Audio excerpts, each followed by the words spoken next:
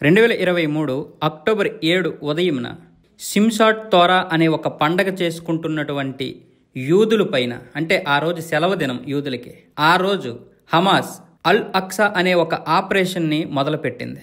20 నిమిషాల వ్యవధిలోనే Gaza strip నుండి ఇజ్రాయేలులోకి 5,000 ర్యాకెట్లను పేల్చింది. ఇందులో కనీసం 5 ఇజ్రాయెల్ పౌరులు మరణించారు.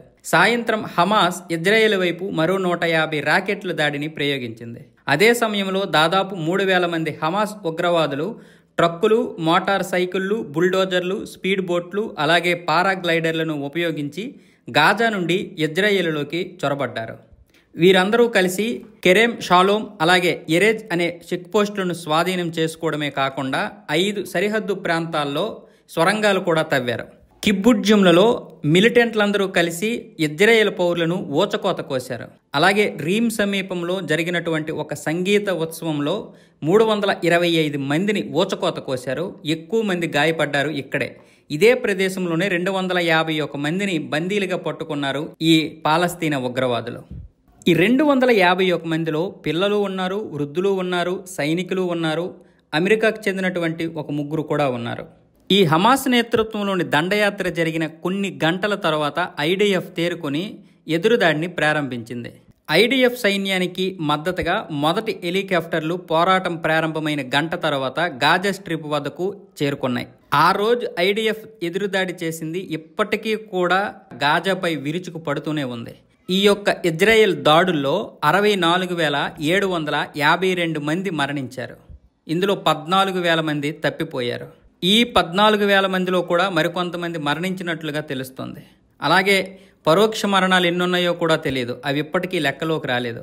115,063 మంది గాయపడ్డారు ఇప్పటి వరకు. అలాగే 16,300 మందిని ఇజ్రాయెల్ అదుపులోకి తీసుకుంది, అంటే వీళ్ళని బంధించింది. అలాగే వెస్ట్ బ్యాంకులో కూడా 952 మంది మరణించారు. 7,370 మంది గాయపడ్డారు. 14,003 మందిని అదుపులోకి తీసుకుంది ఇజ్రాయెల్. అలాగే ఇజ్రాయెల్ లోపలికి చొరబడినటువంటి ఉగ్రవాదుల్ని 1,609 మందిని చంపింది. అలాగే 200 మంది ఉగ్రవాదులను కూడా ఇజ్రాయెల్ బంధించడం జరిగింది. అంటే ఈ లెక్కన మొత్తం 71,927 మంది మరణించారు. అయితే హమాస్ చేసినటువంటి ఆకస్మిక దాడి వలన ఇజ్రాయెల్ మొదటి రోజే 1,192 మందిని కోల్పోయింది. మొత్తం 1,987 మంది ఇజ్రాయెల్ కోల్పోయింది. అందులో 995 మంది పౌరులు ఉన్నారు. 992 మంది భద్రతా దళాలు కూడా ఉన్నాయి. 13,500 మంది ఇజ్రాయేలీలకి గాయాలయ్యాయి. అయితే 251 మందిని బంధించింది కదా. అయితే 251 మంది ఇజ్రాయేలీలు బందీలుగా పట్టుబడ్డారు. వాళ్ళని విడిపించడానికే మొన్న 40 రోజులు కాల్పుల విరమణ ఒప్పందం జరిగింది. అందులో కొంతమంది బందీలు అయితే వచ్చారు, కానీ చాలామంది బందీల్ని హమాస్ ఇవ్వలేదు. దీనికి బదులుగా ఇజ్రాయెల్ బంధించినటువంటి చాలామందిని వదలడం జరిగింది. కానీ ఇజ్రాయెల్ పూర్తిగా యుద్ధాన్ని ఆపేస్తేనే మేము మొత్తం బందీలుగా ఉన్నటువంటి ఇజ్రాయేల్ని ఇస్తామని హమాస్ మెలిగిపెట్టింది. ఇది నచ్చనటువంటి ఇజ్రాయెల్ ఏదైతే అది అయ్యిందని యుద్ధాన్ని కొనసాగించింది. ఎవరేం చెప్పినా సరే గాజాపై విరుచుకు పడుతోంది. ఇప్పటికే ఇజ్రాయెల్ సైన్యం గాజాలోకి చొచ్చుకుపోయింది. 50% భూభాగాన్ని అధీనంలోకి తెచ్చుకుంది. బెంజమిన్ నెతన్యాహు సేనలు గత నెల నుంచి హమాస్పై యుద్ధాన్ని తిరిగి ప్రారంభించడంతో పాలస్తీనా ప్రజలకు నిలువు నీడ లేకుండా పోతుంది. ఇళ్ళు, పొలాలు, ఇతర మౌలిక సదుపాయాలను మళ్లీ వాడుకోలేని విధంగా ధ్వంసం చేస్తున్నాయని హక్కుల సంఘాలు కూడా వెల్లడించాయి. దాంతో మిలిటరీ బఫర్ జోన్ కూడా ఈ మధ్య రెట్టింపైంది. బందీలను విడిపించేందుకే ఈ స్థాయిలో ఒత్తిడి తీసుకువస్తున్నట్లు ఇజ్రాయెల్ చెబుతోంది. హమాస్ ఓడిపోయిన తర్వాత గాజాలో భద్రతాపరమైన నియంత్రణను కలిగి ఉంటామని ఇటీవల ఇజ్రాయెల్ ప్రధాని నెతన్యాహు వ్యాఖ్యలు చేసిన సంగతి కూడా మనకు తెలిసిందే. ఈ కూల్చివేతల్లో భాగమైన ఒక సైనికుడు మాట్లాడుతూ, పాలస్తీనీయులు ఇక్కడికి తిరిగి రావడానికి బహుశా ఇక్కడేమీ మిగలలేదు, ఇక వారు ఎప్పటికీ తిరిగి రారేమో అని పాలస్తీనా ప్రజలను ఉద్దేశించి మీడియాతో మాట్లాడడం కూడా జరిగింది. అది కూడా సోషల్ మీడియాలో చాలా వరకు వైరల్ అయింది. ఆ నేల బంజరు భూమిగా మారిపోతుందని వ్యాఖ్యానించాడు. దీనిపై ఇజ్రాయెల్ సైన్యం కూడా స్పందించింది.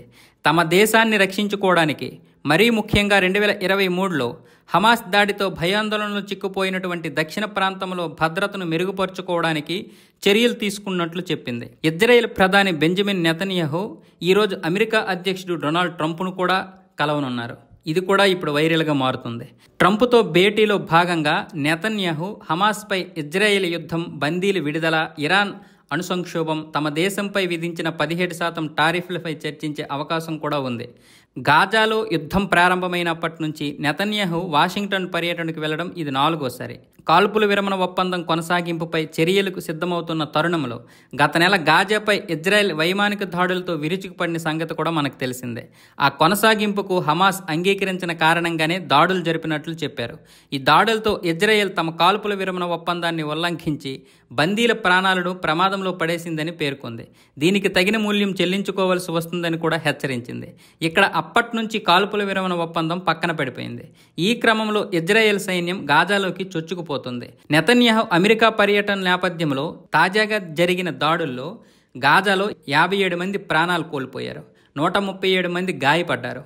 18 నెలల ఘర్షణలో దాదాపు ఇప్పటి వరకు ఒక్క గాజాకు చెందినటువంటి వారే 50,000 మందికి పైగా పౌరులు మరణించారు. కానీ ఇది కొంతమంది చెబుతున్నటువంటి లెక్కలు మాత్రమే. ఇప్పటి వరకు 64,752 మంది మరణించినట్లుగా నివేదికలు ఉన్నాయి. 14,000 మంది తప్పిపోయారు, 115,063 మంది గాయపడ్డారు గాజాలో. ఎందుకంటే హమాస్ చేసినటువంటి అతిపెద్ద తప్పు ఇజ్రాయెల్పై దాడి చేయడం. ఈ దాడిలో 1192 మందిని కోల్పోయినటువంటి ఐడిఎఫ్ అస్సలు కోపాన్ని తట్టుకోలేకపోయింది. దాంతో విచక్షణారహితంగా విరుచుకుపడింది ఐడిఎఫ్.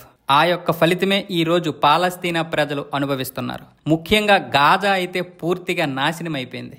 గాజాని ఏ విధంగా నాశనం చేసిందంటే అక్కడ బ్రతకడానికి ఎవరూ కూడా మరో 20-30 సంవత్సరాలు కూడా ఎటువంటి ఆధారం కూడా లేదు. అంటే అంత దారుణంగా గాజాని విధ్వంసం చేసింది ఇజ్రాయెల్. ఈరోజు నేను ఇజ్రాయెల్తో ఎందుకు పెట్టుకున్నానా అని హమాస్ చాలాసార్లు అనుకుని ఉండొచ్చు. అంత దారుణంగా ఇజ్రాయెల్ అయితే దాడి చేసింది. కాకపోతే హమాస్లో ఉన్నటువంటి ఉగ్రవాదులందరూ కలిసి ఆ యొక్క వాటమిని అంగీకరించడం లేదు. దీనివల్ల పాలస్తీనా ప్రజలు చాలామంది ఇప్పుడు ప్రాణాలు కోల్పోవలసి వస్తుంది.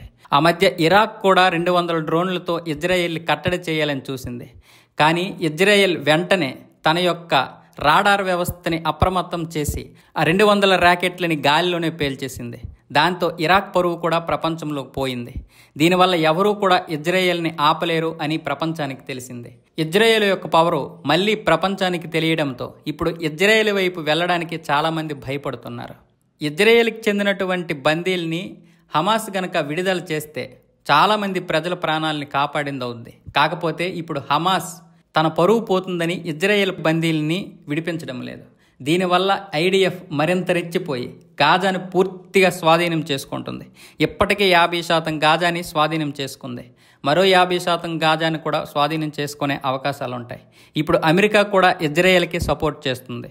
ఇంతకుముందు కూడా పాలస్తీనా ప్రజలకి హమాస్కి చెప్పినటువంటిది ఏంటంటే గాజాని నాకు అప్పగించండి, నేను ఒక సుందరమైన ప్రదేశంగా తీర్చిదిద్దుతాను అన్నాడు ట్రంప్. దీనిపైనే పాలస్తీనా అలాగే హమాస్ రెండూ కూడా ట్రంప్పై కొంచెం కోపగించుకున్నాయి. ఏదేమైనా సరే ఇజ్రాయెల్ని ఇప్పుడు గనక కట్టడి చేయకపోతే గాజా పూర్తిగా ఇజ్రాయెల్ సొంతమే అవుతుంది. కాబట్టి హమాస్ చేసినటువంటి తప్పు ఏంటంటే దాని దగ్గర ఉన్నటువంటి ఇజ్రాయెల్ బందీల్ని విడిపించకపోవడమే.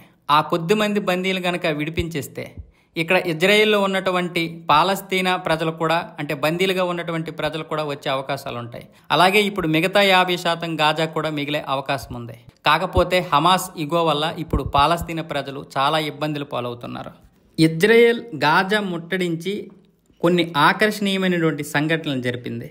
అదేంటంటే నోవా పండుగ ఊచకోత, బిబాస్ కుటుంబాన్ని కిడ్నాప్ చేసి చంపడం, అల్ అహ్లీ అరబ్ హాస్పిటల్ పేలుడు, అలాగే ఫ్లోర్ ఊచకోత, టెల్ అల్ సుల్తాన్ దాడి, అలాగే 5 ఏళ్ల హిందూ రజబ్ హత్య. ఇవన్నీ కూడా చాలా ఆకర్షణీయమైనటువంటి ప్రధాన సంఘటనలుగా చెప్పుకోవచ్చు. ఇంకా హమాస్కు చెందినటువంటి ప్రధాన కీలకమైనటువంటి నేతలను కూడా దారుణంగా చంపింది ఇజ్రాయెల్. ఇజ్రాయెల్తో పెట్టుకోవడం అంటే ఇంచుమించు అగ్గితో పెట్టుకోవడమే. ఈ వీడియో కనుక నచ్చినట్లయితే లైక్ చేయండి, షేర్ చేయండి, మీ అభిప్రాయాన్ని కామెంట్ రూపంలో తెలియజేయండి.